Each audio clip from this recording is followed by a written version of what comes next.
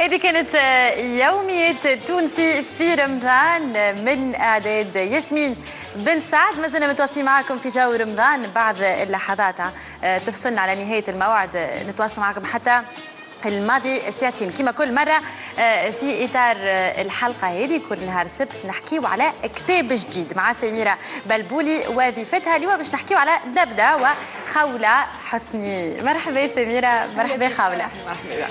مرحبا بك خولة حسني. الكتاب اللي خضعناه لكم اليوم دبدة، الكاتبة تونسية، الرواية باللغة الفرنسية، أحداث وأجواء الرواية في محيط انجلو ساكسوفوني. هذا كله باش نحكيو عليه مع خولة حسني. دبدة الحايزة على جائزة كومار في 2014. بري سبيسيال دو جوري دوزيام بري. فوالا نبداو نحكيو على دبدة. دبدة 3 حروف. أربعة حروف. ou 5 même 5 on est très bon en maths. نحن كنا دي ليتيغير واضح سسوه. لأن قلت 3 حروف الأولانيين باش يخلطونا للزوز الحروف الأخرانيين اللي هي المرحلة نتاع الديبرسيون ولا اكسبتاسيون نتاع الديبرسيون هذه. كي خليتني نكمل فهمت علاش قلت 3 حروف. نفسروا هالحروف شنو نقصدوا بهم في الرواية نتاعك خولة؟ Alors دبدة c'est un acronyme. معناها ce sont les 5 étapes نتاع الدeuil. C'est une théorie en psychologie qui a été inventée en 69 par un psychologue.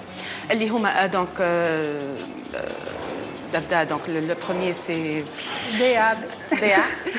حالة كيف ما احنا نقولوا حالة الكآبة ولا الألم ولا الحزن.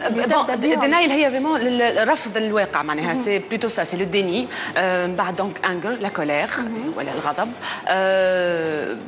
دبدة donc B c'est bargaining, c'est un peu la négociation اللي المراوحة ما بين الخروج من الحالة نتاع الألم وتقبلها والديبرسيون اللي هي في آخر مراحلها. C'est là que ça commence à tourner en fait.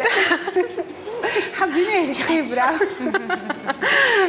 Donc finalement dépression et acceptation. C'est finalement l'acceptation, c'est quand le deuil se termine. اللي هو donc حالة الكآبة حالة الديبرسيون se termine où la personne accepte. نقبلوا بالوضع. Voilà. Bon, هو الكتاب vraiment c'est vraiment pas ça. C'est pas les 5 étapes du deuil. C'est pas ça parle de ça. الترام هذه هي المحطوطة. الكادر هذا هو المحطوط. أما c'est un thriller psychologique, un thriller fantastique. Donc ça parle de هزيتنا العالم الخيال في حالات نفسيه مختلفه. الشخصيات والاحداث نتاع الروايه هذه يمكن هذا اللي ميزها. خولة ماهيش قريبه للواقع نتاعنا التونسي. اللي ميزها اللمسه التونسيه الوحيده انه الكاتبه تونسيه. الكاتبه التونسيه اللي قراءاتها انعكست في الكتابات نتاعها. نجم ناكد لك انت عندك غرام كبير بروايات الكلاسيكيه الانجليزيه. على خاطر عنوان الكتاب، شخصيه الكتاب، التناول في حد ذاته هو تناول اللي فيه الخيال كيف ما قلنا الكلاسيكي للروايات الانجليزيه. علاش هالتوجه اللي يميزك كان انت خولة؟ هو مش يميزني pour être tout à fait honnête مش يميزني كان انا اما يميز on va dire une nouvelle génération d'auteurs, de jeunes auteurs. Ça معايا سامي مقدم qui a eu le 3e prix Comar d'Or, donc Comar d'Or 2015 avec 19. معايا عاطف عطية qui a écrit Son d'encre باش يخرج bientôt un nouveau livre. On est tous كلنا مع بعضنا Pop Libris انا وجماعة Pop Libris donc les auteurs de Pop Libris, on est tous dans cette vague là, la vague de عاملين The Gang, voilà le fameux The Gang qui est donc le groupe de nouvelle génération d'auteurs.